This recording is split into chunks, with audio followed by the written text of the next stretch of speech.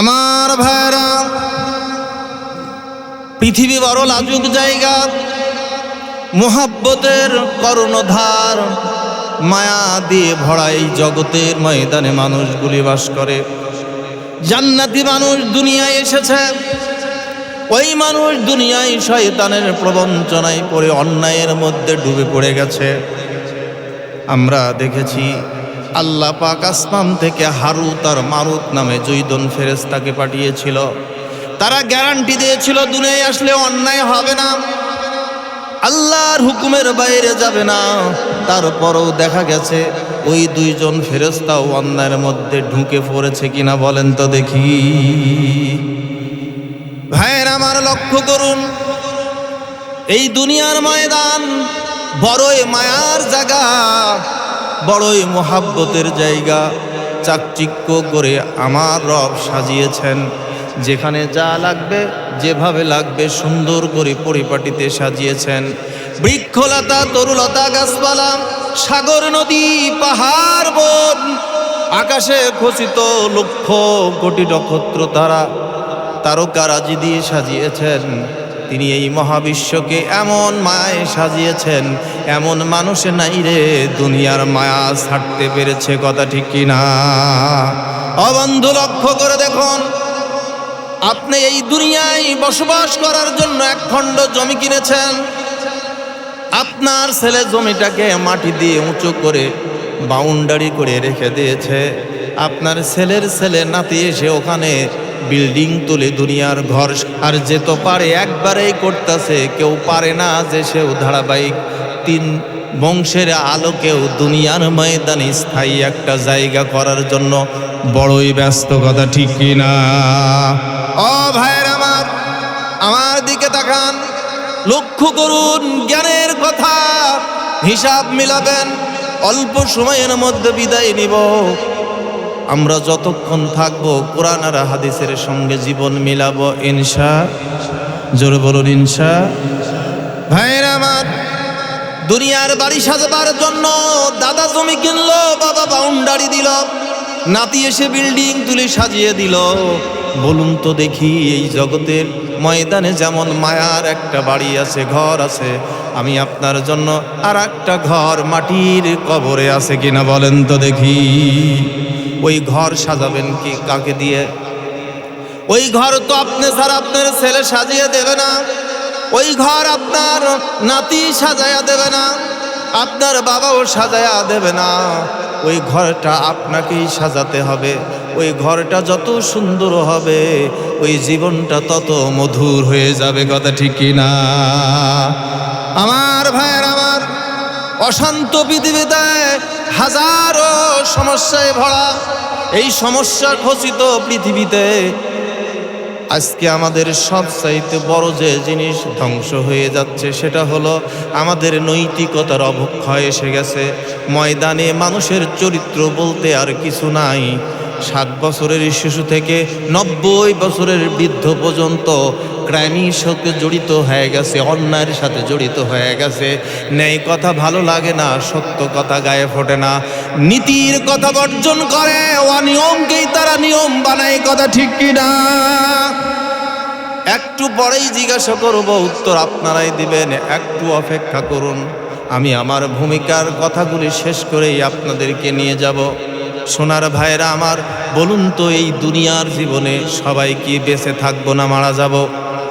জোরে বলতে হবে, আরো জোরে বলেন। যত বড় বিল্ডিং করেন না কেন, যত বড় আপনি ক্ষমতার অধিকারী হন না কেন, দুদিনের এই দুনিয়ায় এই রঙ্গ তামাশার বাড়ি ভেঙে আপনাকে কবর পথে পাড়ি জমাতে হবে। বন্ধুগণ, নিজের জীবনটা 150 বছর বাঁচাবে বলে মাইকেল জ্যাকসন এই দুনিয়ার ময়দানে ডাক্তারের বোর্ড বাড়াইয়া নিজের বডির সাথে সেট করে নিল। সকল খাদ্য পরীক্ষা করে খায়। ওই মাইকেল জ্যাকসন 50 বছরও বাঁচতে পারে নাই, তাই আগে দুনিয়া থেকে বিদায় নিয়েছে এই কারিগরি ক্ষমতাকার। বন্ধু, একটু পরেই আমি জিজ্ঞাসা করবো, আসুন, কোন পথে আমরা দৌড়াইতেছি? দুনিয়া বড় লাজুক জায়গা, এই দুনিয়াটাকে ভালো করে সাজাবার জন্য সবাই আমরা ব্যস্ত হয়েছি। বাংলাদেশ স্বাধীন হলো 54 বছর ধরে, সাজাবার জন্য কত দল আইলো, কত ব্যক্তি গেল, কত শাসক পরিবর্তন হলো, কত সমাজ প্রধান আইলো আর গেল, কত জনার কত নীতি কায়েম হলো। এ বাংলার জমিন দুর্নীতিতে একাধিকবার চ্যাম্পিয়ন হয়েছে, কিন্তু দুর্নীতি মুক্ত হয় নাই। কথা ঠিক কিনা? হয়েছে? জোরে বলেন, হয়েছে? কেন হচ্ছে না? দুর্নীতি নামক এই অপকর্মকে, অন্যায়টাকে সমাজ থেকে দূর করে দেওয়ার জন্য বাংলাদেশ হওয়ার সাথে সাথেই একটা সংগঠন তৈরি করা হয়েছিল এদেশে, তার নাম হলো অ্যান্টি কারাপশন। অ্যান্টি কারাপশন যদি অন্যায় দুর্নীতি বন্ধ করতে না পারে, তার জন্য আবার তৈরি করা হলো অ্যান্টি কারাপশন। অ্যান্টি কারাপশনও যদি ফেলা হয়, তারপরে রিভিউ করে আবার নতুন করে সাজানো হলো অ্যান্টি কারাপশন। এরপরেই শেষ নয়, তারপরে আসলো অভিযান, আসলো দুর্নীতিকে মুক্ত করার জন্য অপারেশন ডোজার আসলো। ডোজার শেষ হয়ে গেল, আসলো operation clean heart. Clean heart চলে গেল, দুর্নীতি মুক্ত হলো না এদেশের মানুষকে, নীতি নৈতিকতায় আনা গেল না। তৈরি করা হলো ডিবি, তারপরে তৈরি করা হলো ডিজিএফআই, তারপরে এনএসআই, সেনাবাহিনী, বিজেপি, পুলিশ বাহিনীরা তো আসেই। এত কিছু হওয়ার পরও বাংলার জমিনে দুর্নীতি কমেছে না বেড়েছে? জোরে বলতে হবে, কমেছে না বেড়েছে? একটু পেছন দিকে আপনাদের নিয়ে যাই। বলুন, আজ থেকে 25 বছর আগে, 30 বছর আগে মসজিদের সংখ্যা এখনকার সংখ্যায় মসজিদ বেড়েছে না কমেছে? মাদ্রাসা বেড়েছে না কমেছে? মুসল্লি বেড়েছে না কমেছে? এবার বলুন, অপর পৃষ্ঠায় চুরি, ডাকাতি, জেনা, ব্যভিচার, অন্যায়, অবিচার, দুরাচার, জেল, জুলুম, অন্যায় আজকের সমাজে বেড়েছে না কমেছে? জোরে বলুন, বেড়েছে না কমেছে? তাহলে কি দাঁড়ালো? বাড়লো সব কিছু, অভিযান চললো সব, দুর্নীতিকে, অন্যায়কে প্রতিরোধ করা গেল না। এখানে মনে হচ্ছে সামথিং ইজ রং, কোথায় যেন আমাদের ভুল হয়ে যাচ্ছে, যে এত কিছুর বড় আজকে অন্যায়কে আমরা প্রতিরোধ করতে পারছি। জোরে বলুন, পারছি? সম্মানিত সুধী, আমি আজ আপনাদের সম্মুখে আমার এই আলোচনার পর্বে অল্প সময় কোরআন আর হাদিস দিয়ে মিলাবো, খুঁজে দেখব কেন এই সমস্যা সমাধান হচ্ছে না। ততটুকু সময় দেওয়া যাবে? এই দুর্নীতি সমাজ থেকে কেন যাইতেছে না, একটু আপনাদেরকে ব্যাক করে নিয়ে যাব। এ সমাজ ভালো করার জন্য প্রশাসন দিয়ে হলো না, ব্যর্থ হয়ে গেল। র্যাব বাহিনী, কোবরা বাহিনী, কত বাহিনী আসলো আর গেল। বাংলার জমিনের মেহনতি মানুষের কপালের ভাগ্যের পরিবর্তন হয়নি। স্বার্থন্বেষী কিছু মানুষের ভাগ্যের 19 আর 20 স্বার্থটা পূর্ণ হলো। মানবতার দিকে তাকালে এই নিঃস্ব পরিবারের, সহজ সরল গ্রাম্য মানুষের জীবনের কোনো পরিবর্তন আজও দেখা যাচ্ছে না। কথা ঠিক কিনা? ভাইয়েরা আমার, এহেন পরিস্থিতিতে বসে নাই ধর্মের আলোচনা। আজ থেকে 20 বছর আগে ওয়াজ মাহফিল, তাফসির মাহফিল যা হতো আর এখন যা হয়, বেড়েছে না কমেছে? জোরে বলেন, বেড়েছে না কমে রে? পীর সাহেবরা প্রতি জায়গায় জায়গায় মানুষকে সবক দিচ্ছে, নিয়ম শেখাচ্ছে, তরিয়ত শেখাচ্ছে, তরবিয়ত দিচ্ছে, নানান ধরনের কাজ নিয়ে বসে আছে মানুষ ভালো করার জন্যে, নৈতিকতার অবনতি থেকে উন্নতির দিকে নেওয়ার জন্যে। তারপরও সমাজের এত অবনতি, পীরগুলি তাহলে করে কি? এমনকি আপনার বাড়ি, আমার বাড়ির পাশে মসজিদ রয়েছে, এই মসজিদের ইমাম খতিবরাও ওয়াজের ময়দানে ধর্ম দিয়ে আলোচনা করে বক্তৃতা দিয়ে মুসল্লিদেরকে করাপশন থেকে বাঁচাবার চেষ্টা করে যাচ্ছে কিনা বলেন তো? এরপরেও মসজিদে যখন নামাজে আপনারা ঢোকেন, আপনার পায়ের দামি জুতাটা মসজিদের বাইরে রাখেন না ভেতরে? জোরে বলেন, দামি জুতাটা কোথায় রাখেন? বাইরে না ভেতরে। কেন রাখেন? তার মানে আপনার মন সাক্ষী দেয়, দামি জুতা যদি বাইরে রেখে দেয় নামাজ শেষে ফেরত পাবো আসে গ্যারান্টি। জোরে বলেন গ্যারান্টি। তাহলে বোঝা গেল ইমাম সাহেবরাও আলোচনা আর বক্তৃতার মধ্য দিয়ে মুসল্লিগুলো একটা পর্যায়ে আনতে ব্যর্থ হয়েছে, পারে নাই। কথা ঠিক কিনা? সোনার ভাইয়ের আমার, এরপরে ওয়াজ মাহফিলে বক্তারা এত ভালো ভালো আলোচনা করে, বক্তার অভাব নাই, বক্তার কোনো রকম কমতি নাই, আলোচনার সময়ের কোনো অভাব নাই। এত তাফসীর মাহফিল, এত ওয়াজ মাহফিল, এত দোয়া মাহফিল, এত বক্তারা বক্তব্য দেয়, সমাজ ভালো হয় না।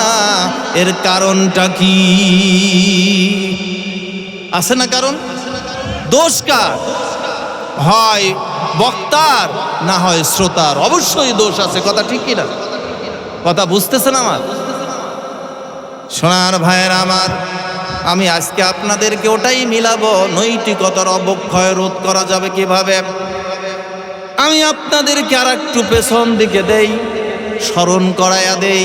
এই পৃথিবীতে সবচাইতে একজন বক্তা ছিল, যেই বক্তার আমলের কোনো ত্রুটি নাই। আমি এইখানে বক্তা সিদ্দিকুর রহমানকে বলবো না, বাংলার জমিনের যে সকল বক্তা আছে তাদেরকে খাটো করতে যাচ্ছি না। আমি একটাই বলতে চাই, বক্তাকে যদি দোষ দেন, বক্তাকে আটকাতে যদি চান, তাহলে দেখবো, আগে আমরা দেখবো 1 মিনিটের জন্য হোক আর 2 মিনিটের জন্য হোক বক্তার দোষ কতটুকু আটকানো যায় কিনা। আগে দেখি যে বক্তার দোষ কোন জায়গায়, এটুকু আগে খুঁজে দেখবো, তারপরে শ্রোতা। বক্তার পরে কে? সম্মানিত সুধী, বক্তা। এই বক্তা কোরআন থেকে সর্বপ্রথম যিনি বক্তব্য দিয়েছেন তিনি আর কেউ নয়, তিনি হলেন আমি আপনার নবী, আখিরে জামানের পয়গম্বর, সাইয়্যিদুল মুরসালিন, খতিবুন নবিয়্যিন, রাহমাতাল লিল আলামিন, জনাবে মুহাম্মদুর রাসূলুল্লাহ সাল্লাল্লাহু আলাইহি ওয়াসাল্লাম। তিনি সর্বপ্রথম কোরআন থেকে।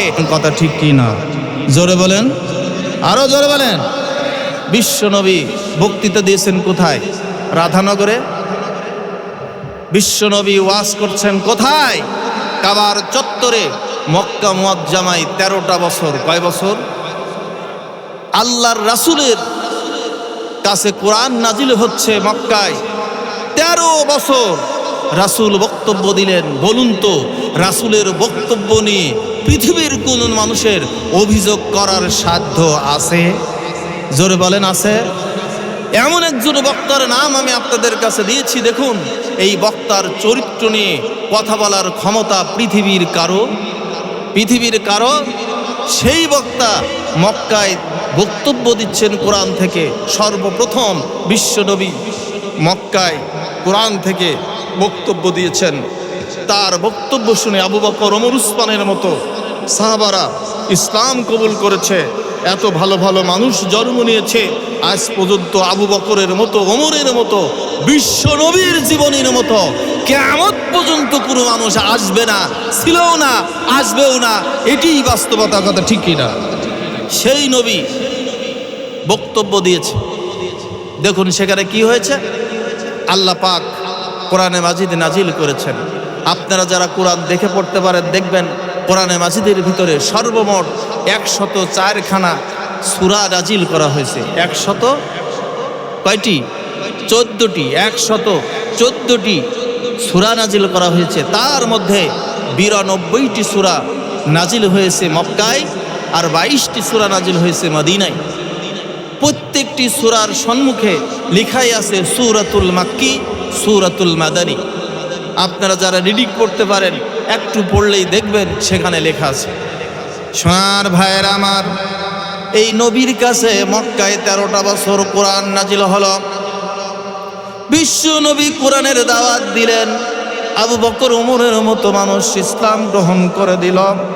চলতে থাকলো দাওয়াত, বাড়তে থাকলো মুসলমানের সংখ্যা। কিন্তু 92টি সূরার মধ্যে কোনো জায়গায় আমার আল্লাহ একটা বারের জন্য ইমানদার হিসেবে কাউকে সার্টিফিকেট দেন নাই। কোরআন খুলুন, দেখবেন যত জায়গায় আমার আল্লাহ বলেছেন ইয়া আইয়ুহাল্লাযীনা আমানু, কোরআনে আছে না ভাই? এতটুকু দেখেন, সবাই আমার সঙ্গে বলেন ইয়া আইয়ুহাল্লাযীনা আমানু। এই আয়াতে কারিমাটা যত জায়গায় দেখবেন 89টা জায়গায় এই আয়াতে কারিমাটা নাজিল হয়েছে। এই আয়াত দিয়ে আমার আল্লাহ ইমানদার হিসাবে সম্বোধন করেছেন।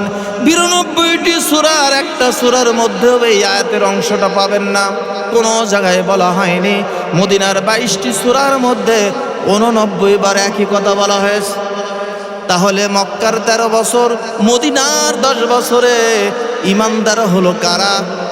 হযরতে আবু বকর কি ঈমান আনে নাই? ওমর কি ইমানদার হয়নি? হয়নি কি খাব্বাব, খুবাইর, হয়নি কি সুমাইয়া যারা ঈমান এনেছিল তাদের ঈমানকে ঈমানদারের পর্যায়ে কি যায়নি? সোনার ভাইয়ের আমার, লক্ষ্য করে দেখুন, যখন নবী মদিনায় গেছেন যতগুলি সূরা নাজিল হয়েছে ঈমানদার হিসাবে আমার আল্লাহ তাদেরকে ডেকেছেন। এইখানে কারণটা কি আপনাকে সামান্য হলেও কোরআন থেকে বুঝে নিতে হবে।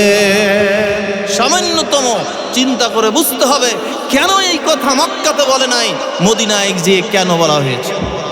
এবার আসুন বিশ্ব নবীর চরিত্র নিয়ে আগে কথা বলি। এমন বক্তা যার সম্পর্কে আল্লাহ নিজেই সার্টিফিকেট দিয়েছেন যে আমার নবীর চাইতে ভালো আদর্শ চরিত্র পৃথিবীর কারোর ছিল না, এখনো নাই, ভবিষ্যতেও হবে না। আল্লাহর রাসূলের সার্টিফিকেট, চরিত্রের সার্টিফিকেট দিয়েছেন কে? জোরে বলুন কে? লাকাদ কানা লাকুম ফি রাসূলিল্লাহি উসওয়াতুন হাসানা।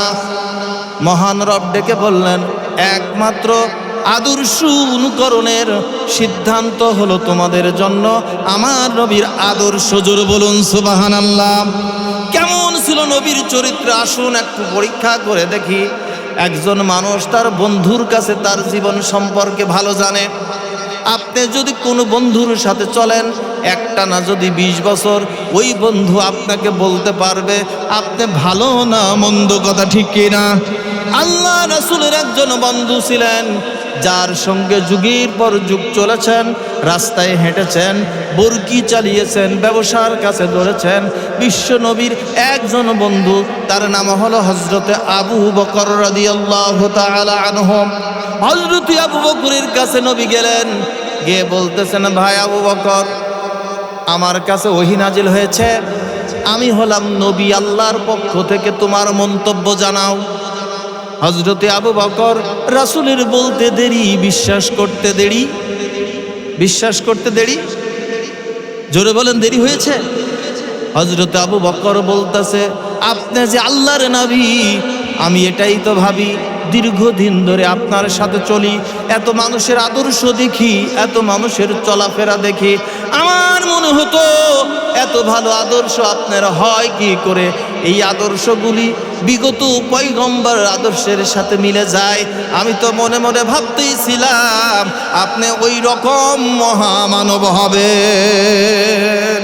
বিশ্ব নবী ডেকে বললেন আবু বকর, তাহলে তুমি আমার সঙ্গে পড়ে নাও আশহাদু আল্লা ইলাহা ইল্লাল্লাহু ওয়াহদাহু লা শারীকা লাহু ওয়া আশহাদু আন্না মুহাম্মাদান আবদুহু ওয়া রাসূলুহু। আবু বকর কালেমা পড়ে মুসলমান হয়েছে কিনা বলেন? জোরে বলুন হয়েছে কিনা? সোনার ভাইয়ের আমার, তাহলে বোঝা গেল বন্ধু বন্ধুকে চেনে। বিশ্ব নবীর চরিত্রের সার্টিফিকেট আল্লাহ যেমন দিয়েছে, কাছের বন্ধু দিয়েছে, কথা ঠিক কিনা? এবার আসুন, বন্ধুর কাছে নবী ভালো ছিল, তাহলে এই বক্তার চরিত্রের কোনো দোষ খুঁজে পাওয়া যাচ্ছে না, কথা ঠিক কিনা? দেখুন আল্লাহর রাসূলের একজন খাদেম ছিল, হযরতে আনাস রাদিয়াল্লাহু তাআলা আনহু 10 বছর রাসূলের খেদমত করেছে। বিশ্ব নবী আনাসকে ডেকে বলেন, আনাস, দীর্ঘদিন তুমি আমার সঙ্গে আছো, তুমি এখন, আমি নবী, আল্লাহ রসুল, আমার কাছে কালেমা পড়ে মুসলমান হও। আনাস মুসলমান হয়েছে কিনা বলেন? হযরতে আনাস বলতেছে, ইয়া রাসূলুল্লাহ, কালেমা পড়বো আপনার কাছে আমার কোনো আপত্তি নেই, পড়িয়ে দেন। বিশ্ব নবী কালেমা পড়ালেন আনাসকে, আশহাদু আল্লাহ ইলাহা ইল্লাল্লাহু ওয়াহদাহু লা শারীকা লাহু ওয়া আশহাদু আন্না মুহাম্মাদান আবদুহু ওয়া রাসূলুহু। পড়ছে কিনা বলেন? সুবহানাল্লাহ পড়েন। তাহলে বলুন, যারা কাজের লোক, দোকানের লোক, গাড়ির ড্রাইভার, এদের কাছে ভালো থাকাই তো কঠিন। পড়ার কাছে ভালো থাকা যায়, কাছের মানুষের কাছে ভালো থাকা বড্ডই কঠিন। কথা ঠিক কিনা? এবার আসুন, বিশ্ব নবীর এটাই শুধু নয়, সবচাইতে আরো ভালো থাকা কঠিন হলো ঘরের স্ত্রীর কাছে। কথা ঠিক কিনা? স্ত্রীর জন্য স্বামী, স্বামীর জন্য স্ত্রী। স্বামী চেনে তার স্ত্রী কেমন, স্ত্রী চেনে তার স্বামী কেমন। কথা বুঝতে কি কষ্ট হচ্ছে? বন্ধুগণ, চলার পথে হঠাৎ করে একদিন দক্ষিণবঙ্গ সফর করে আসছি। রাস্তায় আসতে একজন পীর সাহেবের সঙ্গে দেখা হলো, কথা প্রসঙ্গে কথা হলো। ওনার অনেক মুরিদ সারা বাংলাদেশে আছে। গল্প শোনার পরে আমি বললাম যে, ভাইজান, প্রবীণ মানুষ, বয়সে নুয়ে পড়েছেন, 60 বছর ঊর্ধ্বে তার বয়স, তিনি এখনো মুরিদদের বাড়ি বাড়ি ঘোরেন, তার দরবার সাজাচ্ছেন। আমি নাম বলবো না, শুধু জিজ্ঞাসা করেছি, হুজুর, আপনার এত মুরিদ, তা আমি জানতে চাই আপনার স্ত্রী কি আপনার কাছে মুরিদ হয়েছে? উনি বিনয়ের সাথে বললেন যে, হুজুর, আপনি ছোট মানুষ, লজ্জা দেবেন না। এই ভদ্র মহিলা কতবার বলেছি, কতভাবে বুঝিয়েছি, এত মানুষ মুরিদ হয় আমার কাছে, আমার বউ আমার মুরিদ এখনো। আমার কাছে মনে হয় বউর কাছে ভালো থাকা এর চাইতে কঠিন কাজ দ্বিতীয়টা নাই। সোনার ভাইয়ের আমার, ওই স্ত্রী বিশ্ব নবীর কাছে হযরতে খাদিজাতুল কুবরা রাদিয়াল্লাহু তাআলা আনহা, বিশ্ব নবী খাদিজার কাছে আসলেন। হীরা গুহা থেকে পেছন দিকে হযরতে জিবরাইল।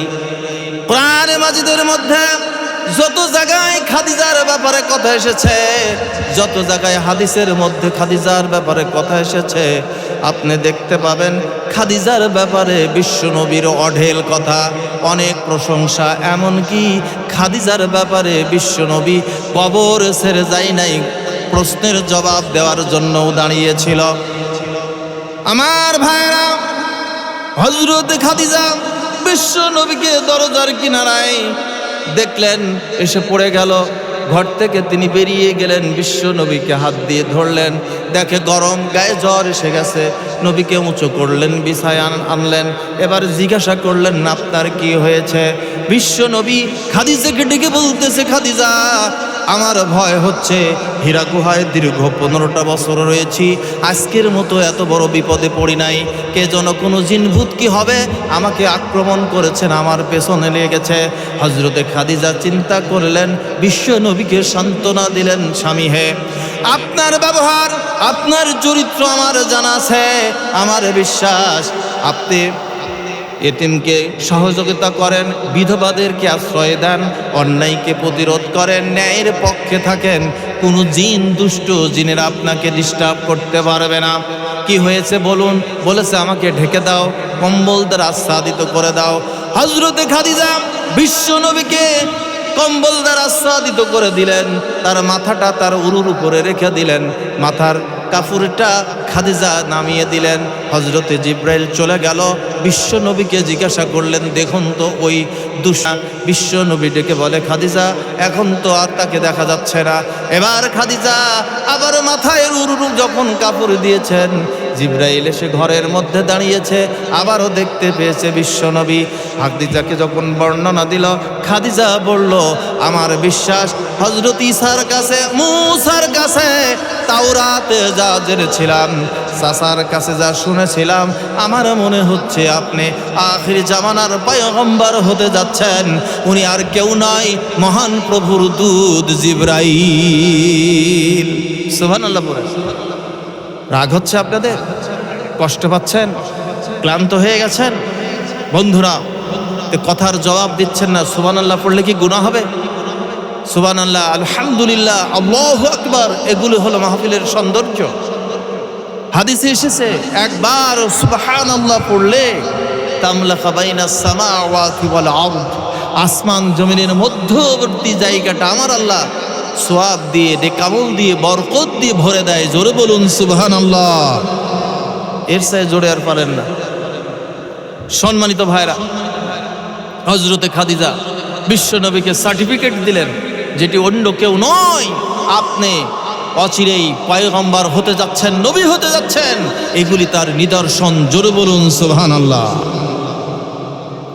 বিশ্বনবী খাদিজাকে বললেন, সত্যি তোমার এই কথা যদি হয়ে থাকে, কদিন না যাইতেই আল্লাহর রাসূল খাদিজাকে এসে বললেন, খাদিজা তুমি আমার সঙ্গে বলো, আশহাদু আল্লা ইলাহা ইল্লাল্লাহু ওয়াহদাহু লা শারীকা লাহু ওয়া আশহাদু আন্না মুহাম্মাদান আবদুহু ওয়া রাসূলুহু। খাদিজা মুসলমান হয়েছে কিনা বলুন? খাদিজা মুসলমান হয়েছে কিনা? তাহলে এই বক্তার কি দোষ ধরবেন? বক্তা বইয়ের কাছে ভালো, বন্ধুর কাছে ভালো, প্রতিবেশীর কাছে ভালো, সব জায়গায় ভালো।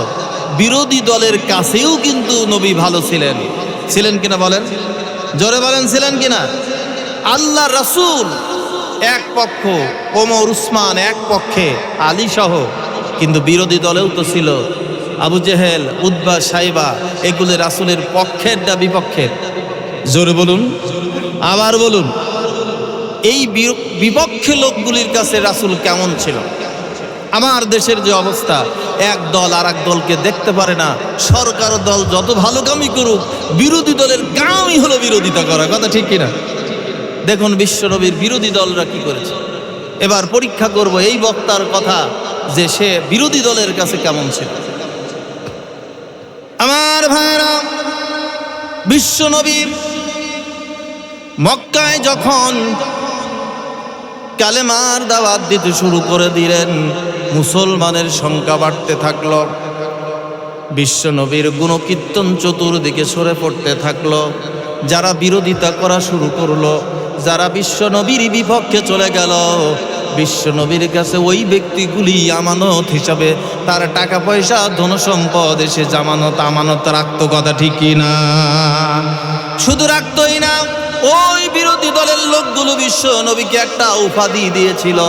ওই উপাধিটার নাম কি বলতে পারবেন? জোরে বলুন, আরো জোরে বলুন।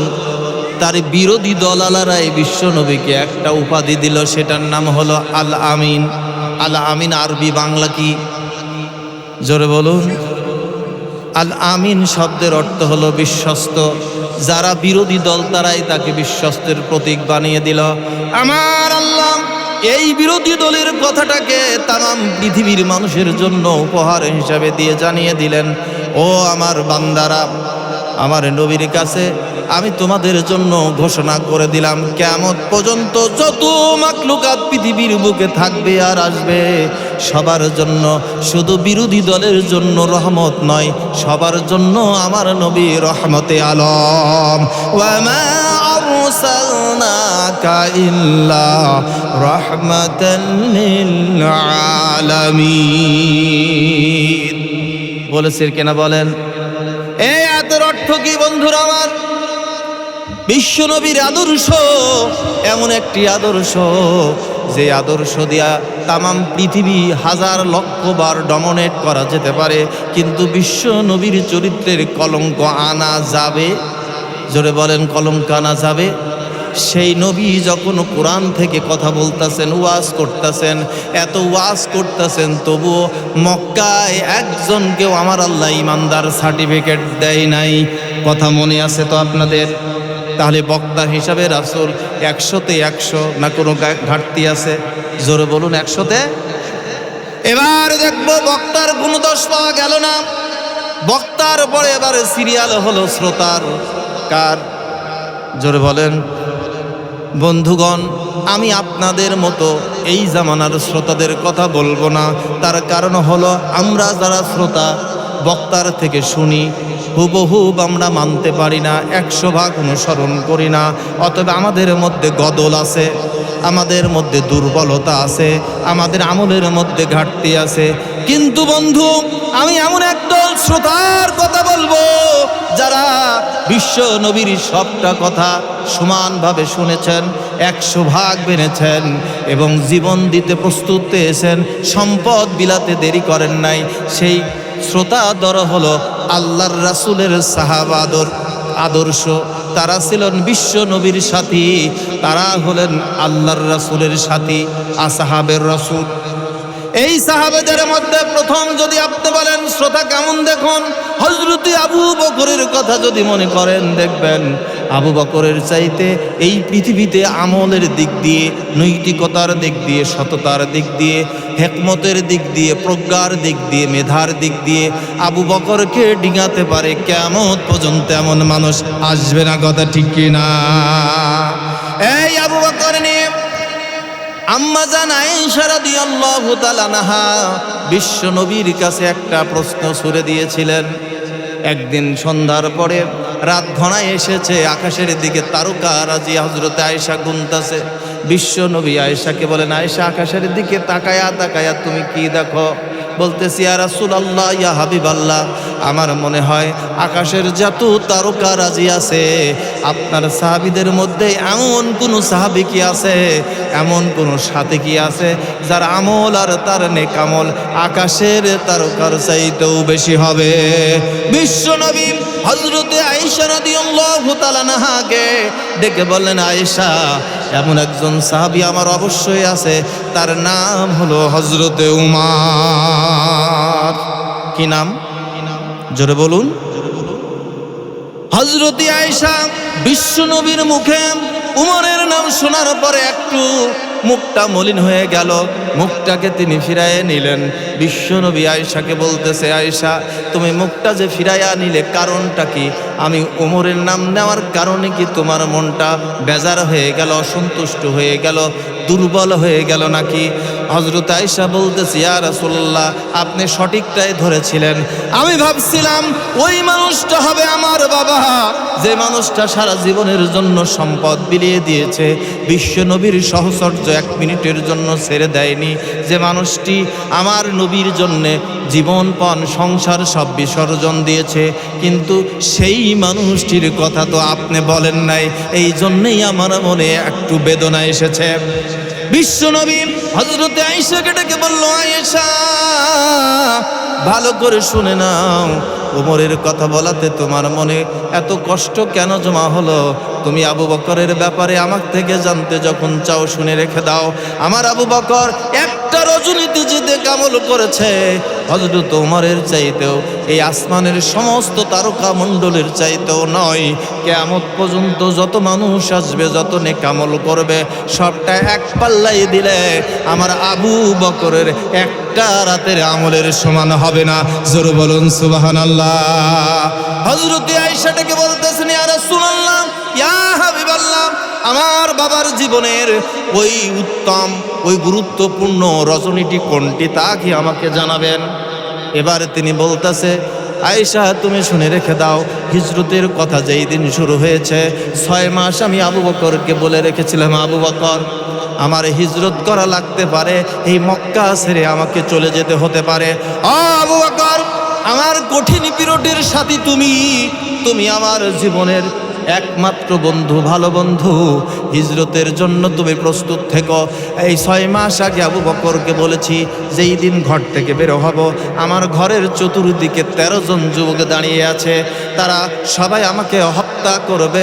জিব্রাইল এসে বললেন, রাসূল এক মুষ্টি বালি নিয়ে ঘর থেকে বের হন, বালিটা শুধু ছেড়ে দেবেন, আর কাফেরদেরকে ব্যারিকেড দেওয়ার দায়িত্ব আল্লাহর কুদরত গ্রহণ করবে। জোরে বলুন সুবহানাল্লাহ। ওই রজনীতে আমি বের হলাম, এক মুষ্টি বালু ছেড়ে দিয়ে রওনা দিলাম। আবু বকরের বাড়ি এসে হাজির করে দরজার কাছে একবার নক করেছি, আবু বকর। দ্বিতীয় ডাক দেওয়া লাগে নাই। আবু বকর লাব্বাইকা ইয়া রাসূলুল্লাহ, সাদাকা ইয়া রাসূলুল্লাহ বলে দরজা খুলে দিয়েছে। আবু বকরকে নিয়ে চলে গেলাম, যাব মদিনার পথে, কিন্তু সেদিকে আমি যাই নাই। মদিনার উল্টো পথে চলে গেলাম, গারে সুরে, সুর নামক পর্বতের চলে গেলাম। গুহার মধ্যে গিয়ে 3টা দিন আমি ওখানে থাকলাম। প্রথম রজনীতে হযরত আবু বকরের যে কষ্ট হয়েছিল, আর যে সাথীর জন্য আমাকে দিয়েছিল, যে উপহার আমাকে দিয়েছিল, যে সহযোগিতা আমাকে দিয়েছিল, ওই একটা রজনীর আমল পৃথিবীর কোনো মানুষের আমলের সাথে আবু বকরের আমলের তুলনা হবে না। চিৎকার দিয়ে বলুন সুবহানাল্লাহ। সোনার ভাইয়ের আমার, এই ছিল শ্রোতা। শুধু শ্রোতাই নয়, একবার শুধু বলেছে হিজরতের জন্যে তুমি আমার সঙ্গে হবে। 6 মাসের জন্য ঘুম বন্ধ হয়ে গেছে। হাদিসে স্পষ্ট এসেছে, যারা পড়াশোনা করেন তারা জানবেন, কোরআন শরীফের প্রথম সূরা সূরাতুল ফাতিহার পরে একটি সূরা আছে, সূরাতুল বাকারা ওর নাম। এই সূরা বাকারাটা কোরআনে মাজিদের মধ্যে সব সূরার চাইতে 114টি সূরার মধ্যে বড় সূরা, সব চাইতে লম্বা এবং বড়, এক বড় লম্বা সূরা। হযরতে আবু বকরের জীবনীতে এই একটা সূরা পড়ে আর আমল করতে 8 বছর লেগেছিল। জোরে বলুন মারহাবা। কয় বছর? জোরে বলুন কয় বছর? হযরতে আবু বকর এক সূরা বাকারায় পড়েছেন, 8 বছর পড়েছেন আর আমল করেছেন। বন্ধুগণ, এত গেল আবু বকর শ্রোতা। দ্বিতীয় স্টপে আছেন হযরত উমর। কে আছেন? উমরের মতো মানুষ মক্কায় আল্লাহর রাসূলের সঙ্গে, কিন্তু মদিনায় ওই 22টি সূরা ছাড়া 92টি সূরা মক্কায়, একটা সূরার মধ্যেও এই আবু বকরকে, উমরকে আমার আল্লাহ ইয়া আইয়ুহাল্লাযীনা আমানু সার্টিফিকেট দেন নাই? জোরে বলুন দেন। কথা কি বুঝতেছেন? আমি একটি অথেন্টিক বিষয় বুঝাবার জন্য আপনাদেরকে আমি এই হেডিং পয়েন্টে এদিকে নিয়ে যাচ্ছি। একটু পরেই আপনারা মিলাবেন, হিসাব মিলাতে কিন্তু ভুল করবেন না, বুঝার চেষ্টা করুন। কি বোঝার চেষ্টা করবেন তো? সময় দেবেন তো একটু? সম্মানিত ভাইরা, দেখুন, না বুঝলে বড়ই বেগতি, বড়ই সমস্যা। কেমন? ওই এক মহিলা ওয়াজে গেছে, নসিহত শুনে এসেছে যে স্বামীর খেদমত করতে হবে। স্বামীর কি করতে হবে? খেদমত করতে হবে। কিন্তু খেদমত জিনিসটা কি, এই কথাটা মহিলা জানে? সাধারণ মানুষ, গ্রাম্য মানুষ খেদমতের কথা বলেছেন, উনি বাড়ি চলে এসেছেন। খেদমত করার জন্য বাড়ি এসে একটা তসবিহ বানিয়ে নিয়েছেন। এখন সকাল আর সন্ধ্যায় বলে স্বামী স্বামী স্বামী স্বামী স্বামী স্বামী, খেদমত করতেছে। এইভাবে তার খেদমত করতেছে, তসবিহ পড়তেছে। খরতাপে কৃষকের কাজ করে স্বামী বাড়ি ফিরেছে। দুপুর খরতার তাপে উত্তপ্ত ময়দানে এসে বলতেছে, কই গো তুমি, আমাকে 1 গ্লাস খাবার পানি দাও। এখন স্ত্রী তো স্বামীর খেদমতে আছে, স্বামীর সম্মুখে হাজির হয়ে তসবিহটা বলতেছে, স্বামী আমার জানের জান, তুমি আমার প্রাণের প্রাণ, কলুষিত পানি আছে ঢেলে নিয়ে খান। বলেন, এই মহিলার খেদমত কি হচ্ছে? জোরে বলুন। মহিলাটা এমন কেন করলো? মানে খেদমত কাকে বলে বোঝে? এই জন্য হিসাব মিলাবেন, বুঝার চেষ্টা করুন। কোরআন না বুঝার কারণে আজকের সমাজের এই দুর্গতি, কথা ঠিক কিনা? সম্মানিত সুধী, আমি কোন জায়গায় কথা স্টপ করেছি মনে আছে আপনাদের? হযরত ওমর ফারুক কেমন মানুষ? আল্লাহ রাসূল বলেছেন, আমার পরে দুনিয়ায় যদি আল্লাহ কোনো নবী পাঠাতো, হযরতে ওমরকেই নবী বানাতো। জোরে বলুন সুবহানাল্লাহ। সেই ওমর মক্কায় সেই আবু বকর মক্কায় 13 বছরে 92টি সূরা নাজিল হলো।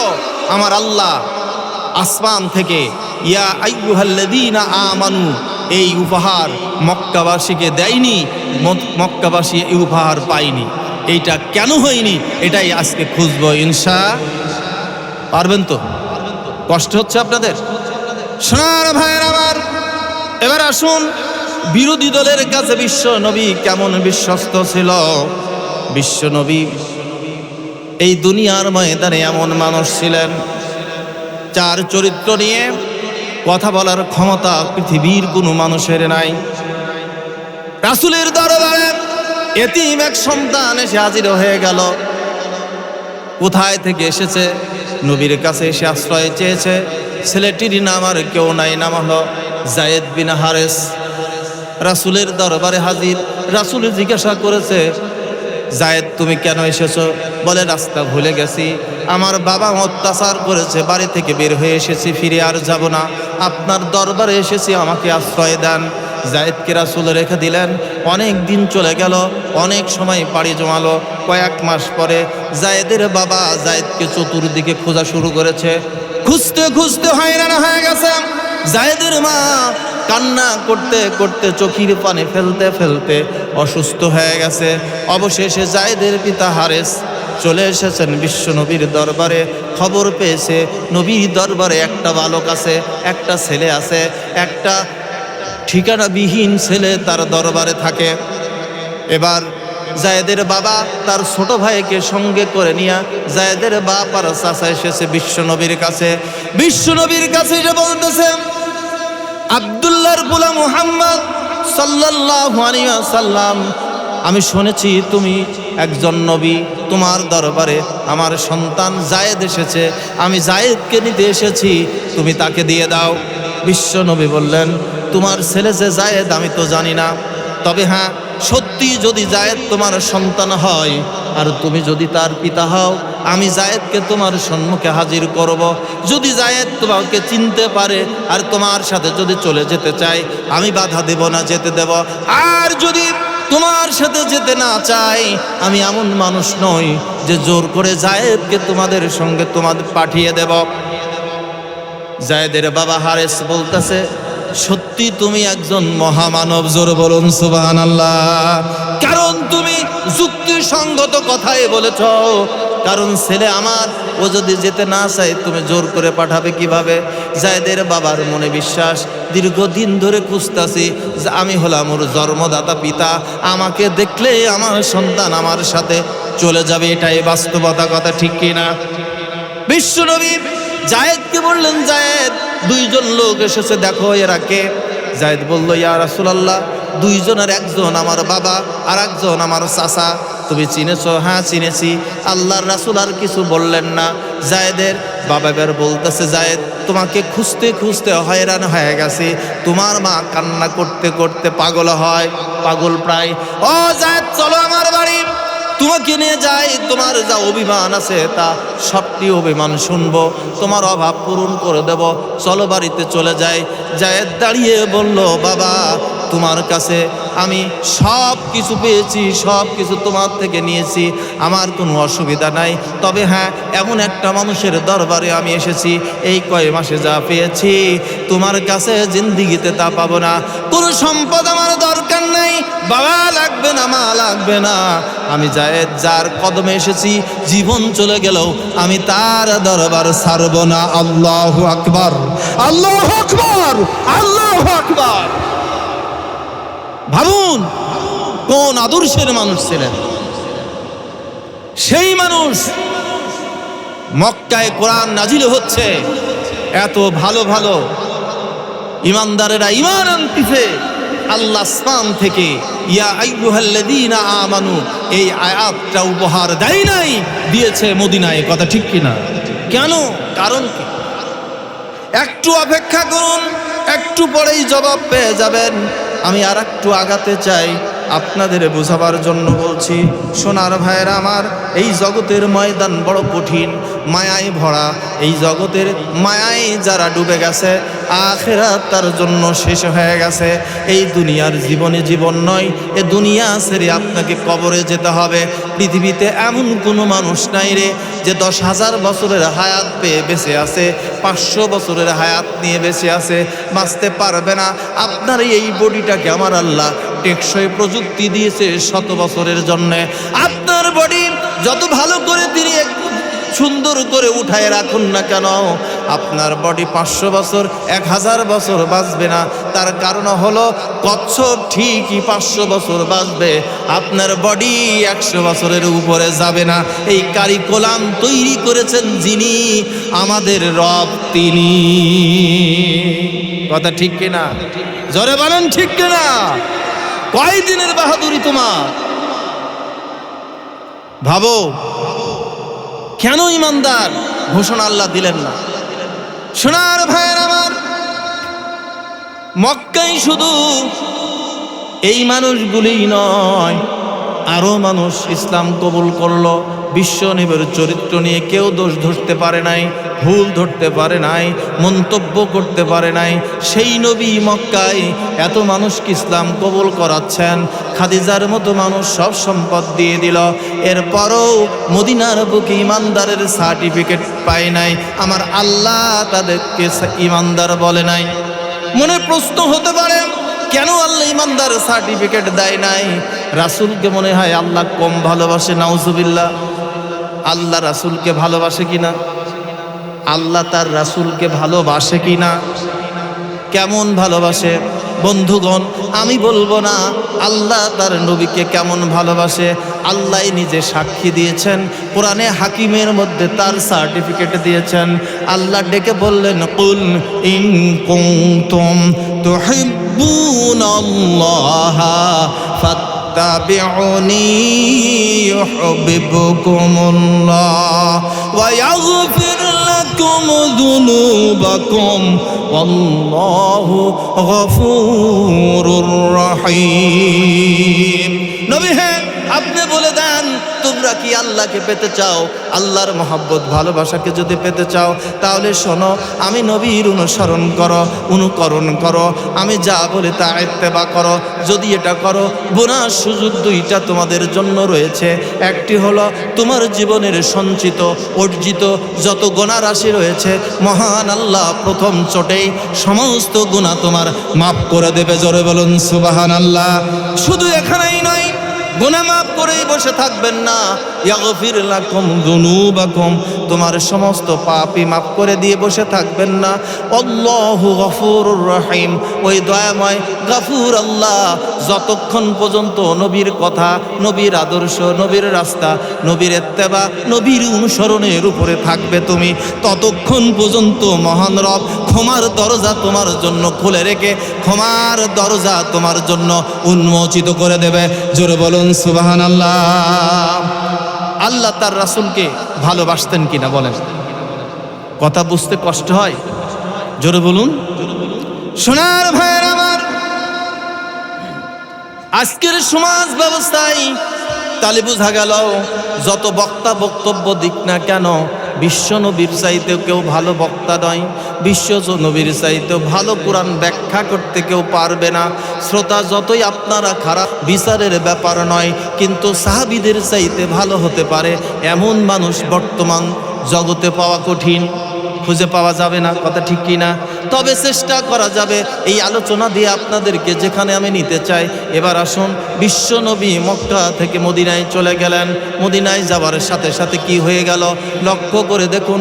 বিশ্ব নবী চলে গেছেন মদিনায়, এবার নবী হিজরত করলেন, সঙ্গে সঙ্গে আয়াতে কারিমা আমার আল্লাহ নাজিল করে দিলেন।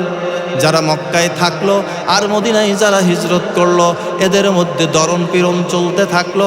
যারা যেতে পারলো না মক্কা থেকে, তাদের উপরে স্টিম রোলার চলতে থাকলো। আর যারা সম্পদ ছেড়ে দিল, বাড়ি ঘর ছেড়ে দিল, ঘর ছাড়লো, আত্মীয়তা ছাড়লো, সন্তান ছাড়লো, সম্পদ আদি ছেড়ে দিল, বাগান বাড়ি ছেড়ে দিল, তাদের জন্য আল্লাহ মর্যাদার আসীন খুলে দিল। কথা ঠিক কিনা বলুন? কেমন শ্রোতা আর কেমন বক্তা বক্তব্য দিয়েছে, হিজরত করে মক্কা থেকে যেতে হবে মদিনায়। কোথায়? একটা সাহাবী মুখ দিয়ে উচ্চারণ করে নাই আমার বেগুন বাগান বাড়ি, এই বাড়িঘর, এই সম্পদ রেখে আমি যাব কিভাবে? আমি চ্যালেঞ্জ দিলাম কোন আলেম উলামা, মুফতি মুহাদ্দিস, আইম্মায়ে মাসাজিদ আজ পর্যন্ত একটা হাদিস কি পেয়েছেন যে একজন সাহাবী বলেছিল যে আমি আমার সম্পদ ছেড়ে রাসূলের সাথে যেতে পারবো না? একথা বলেছে? একটা হাদিস পাবেন না। তাহলে যে ঈমান এত গভীর আনলো তারপরও তাদেরকে ঈমানদার বলা হয়, কে বলে নাই? কারণটা সোনার ভাইয়ের আমার, একটু অপেক্ষা করুন, সলিউশন পেয়ে যাবেন। বিশ্বনবী মক্কায় কত কষ্ট করেছেন আর কত বিরোধিতা করেছে। বিশ্বনবীর তেলাওয়াত ওয়াজের মান কেমন ছিল এটা যদি আপনি বিচার করতে চান, দেখুন তো। আপনারা মনে মনে ভাবতেছেন এখানে লাইটিং, মাইকিং, বক্তাদের জন্য বসার স্টেজ বানানো হয়েছে, আপনাদের সামিনা দেওয়া হয়েছে, তারপরেও লোক আসে নাই, জায়গা খালি আছে। কথা ঠিক কি না? কিন্তু ভাবুন তো বিশ্বনবী কেমন বক্তা ছিলেন। কাবার হাতেমে কোরআন তেলাওয়াত শুরু করেছেন। কাবার হাতেমে বিশ্বনবী কোরআনে মাজিদ থেকে তেলাওয়াত শুরু করে দিয়েছে। আবু জেহেল, উতবা, সাইবা, মুগিরা এসে কাবার চত্বরে দাঁড়িয়ে গেছে। সারা রাত ভরে তারা তেলাওয়াত শুনেছে। সকালবেলায় 4 নেতার দেখা হয়ে গেল। এইগুলি গল্প না বাস্তব? আমি গল্প বলছি না বাস্তবতা?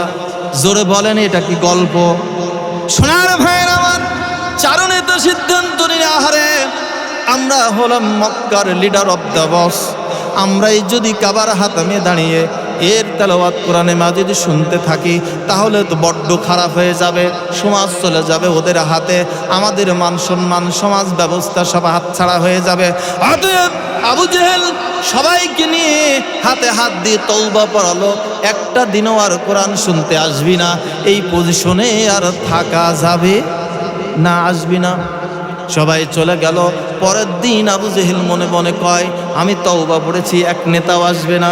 মুগিরা ভাবে নেতা কি আর তার ওয়াদা ভঙ্গ করবে? আবু সুফিয়ান চিন্তা করে কেউ আসবে না, আমি একাই যাব। সোনার ভাইয়ের আমার, এই সামিয়ানা না থাকলে আপনার কেউ থাকতেন না। লাইট যদি অফ করে দেয়, মাইক যদি বন্ধ করে দেয়, আপনারা কেউ থাকবেন? জোরে বলেন।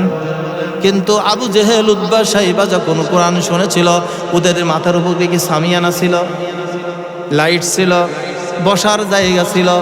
এবার কাবার হাতেমে তেলাওয়াত শোনা শুরু করে দিয়েছে। একই জায়গায় বিশ্বনবীর কণ্ঠে কোরআন তেলাওয়াত শোনায়। এত মোহিত হয়ে গেছে, এত বিভোর হয়ে গেছে, এত মধুর আওয়াজের মধ্যে ডুবে গেছে, হৃদয়ের পরিতৃপ্তির মধ্যে তারা ঢুকে পড়েছে। কখন যেন দাঁড়ানোর থেকে বসার সুযোগ পায় নাই, সূর্য পূর্ব দিগন্তে উঠে গেছে। 4 নেতা গাও ঢাকা দেওয়ার জন্য দৌড় দিয়েছে। একজন নেতা আর এক নেতার সাথে টক্কর লেগে ঘুরে পড়ে দেখে যে আগের জনাই। কথা ঠিক কিনা? আচ্ছা, আগের নেতারাই। ঘটনা হতচকিত, কেউ কথা বলে না। আবু জেহেল কথা বলে না, উতবা তাকায় আছে। আবু সুফিয়ান অনেকক্ষণ তাকিয়েছে, চোখটা নিচু করে বলতেছে, নেতা আবু জেহেল শোনো, তুমি খারাপ বলো আর ভালো বলো, মন্দ কথা বলো আর যাই বলো, গতকালও 4 জন ছিলাম, আজকে ওই 4 জনাই। আমার মনের কথাটা তোমাকে বলি, যেই কথা 2 দিন ধরে শুনলাম, আমার বিশ্বাস পৃথিবীর কোনো মানুষের এই কথা হতে পারে না। এই কথা মুহাম্মদ যে দাবি করেছে নবী, অবশ্যই এটা আল্লাহর বাণী, অবশ্যই মুহাম্মদ আল্লাহর নবী। সুবহানাল্লাহ পড়লেন না? বাড়ির যা পড়েন, কালকে পড়লেও চলবে, কি বলেন? রাগ হচ্ছে আপনাদের? রাগ হয়েছে, গভীর আলোচনার সাহস পাচ্ছে না। সম্মানিত সুধী, কি হলো দেখুন তো। সোনার ভাইয়ের আমার, আবু জেহেল, উতবা, সাইবা সব নেতাই বলতেছে, আবু সুফিয়ান যা বলেছো আবার তওবা করো। কি করো? তওবা করো। এমন কথা তোমার মুখে মানাই না, নেতাদের এই ধরনের কথা চিন্তা করা যাবে না। কি করো, এবার 4 নেতা ফিরে গেল, নদওয়ার বৈঠক ডাকলো মক্কা মুআজ্জামার সংসদ ভবনে। তারা সবাই হাজির হয়ে গেল। সিদ্ধান্ত নেওয়া হলো কোরআন তেলাওয়াত বন্ধ করতে হবে, দাওয়াত দেওয়ার কাম বন্ধ করতে হবে। কোরআন যেখানে তেলাওয়াত হবে সেখানেই হট্টগোল আর সেখানেই গান বাজনার বাদ্যযন্ত্রের আবিষ্কার করে দাও। সোনার ভাইয়ের আমার, এই ছিল আরবের অবস্থা। তার মধ্যেও বিশ্ব নবী দাওয়াত দিয়েছেন। মুসলমানের সংখ্যা দিন দিন বেড়েছে না কমেছে? বন্ধুরা আমার, তারপরও মক্কায় কেন ইমানদার বলা হয়নি? সোনার ভাইয়ের আমার, আমি আপনাদের কাছে বলতে চাই, এবার দেখুন বিরোধী দল আবু জেহেল, উতবা, সাইবা সব কিছু বিরোধিতা করেছে, কিন্তু বিশ্ব নবীর কাছে আমানত রেখেছে। নবীর আদর্শ ছাড়া সমাজের এই অবক্ষয় রোধ করা যাবে না। কথা ঠিক কিনা? আমি বলতে চাই ভাইয়ের আমার, পুলিশ বাহিনী দিয়ে হবে না, হবে না, ডিবি দিয়ে হবে না, র্যাব বাহিনী দ্বারা, কোনো বাহিনী দ্বারা হবে না, কোনো তন্ত্রমন্ত্র দিয়ে হবে না।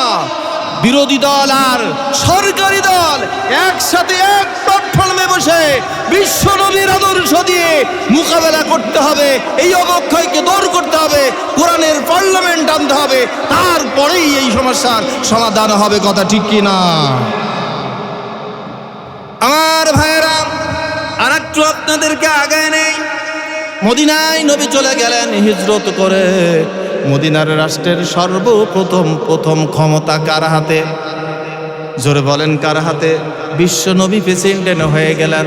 তার মানে হলো একটা উত্তর এখানে দিয়ে রাখি, আর একটা উত্তর পাবেন পরে। বিশ্ব নবীর জীবনে থেকে দেখা যায়, ক্ষমতা যদি হাতে না থাকে তাহলে ইসলাম থাকে মেহমান হিসাবে। ইসলাম যতক্ষণ মেজবান হয় না ততক্ষণ পর্যন্ত ওই সমাজ ভালো হয় না। কথা ঠিক কিনা বন্ধু? মেজবান আর মেহমান বোঝেন? আমার দেশে ইসলাম এখন মেহমান। কি? জোরে বলেন, মেহমানের কাজ কি? আপনার বাড়িতে মেহমান এসেছে, যা দিয়ে খাবার দেবেন তাই খেতে বাধ্য, কোনো উচ্চারণ করা যাবে না, ইচ্ছে মতো চেয়ে খেতে পারবে না। কথা ঠিক কিনা? আর কি? মেহমান এসেছে, যে ঘরে বসতে দেবেন সে ঘরেই বসবে সারা ঘর। সে ফুটবল খেলার মাঠ বানাতে পারবে। আর যদি মেজবান হয় কি হবে বলুন তো? সোনার ভাইয়ের আমার, কোরআনের পার্লামেন্ট না হলে কোরআন থাকে মেহমান, আর কোরআন যখন মেহমান থাকে, এই জন্য সমাজে সব কাজ চলার পরও কোরআনের আইন ময়দানে বাস্তবায়ন হয় না।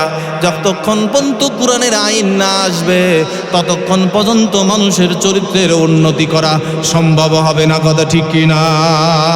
হবে না। সোনার ভাইয়ের আমার, আমি আপনাদেরকে ওই জায়গা নিতে চাই। এই পৃথিবীর ময়দান বড়ই লাজুক জায়গা। লোভে পড়ে মানুষগুলি তারা চিন্তা ভাবনা করে করে তারা দৌড়াচ্ছে। তারা এই দুনিয়া নিয়ে পাগল হয়ে গেছে। এহেন অবস্থায় বিশ্ব নবী সাহাবাদেরকে নিয়ে সে কথা বলেছেন। এবার দেখুন বিশ্ব নবীর সাহাবীদের মধ্যে আদর্শের মাপকাঠি কতটুকু ছিল।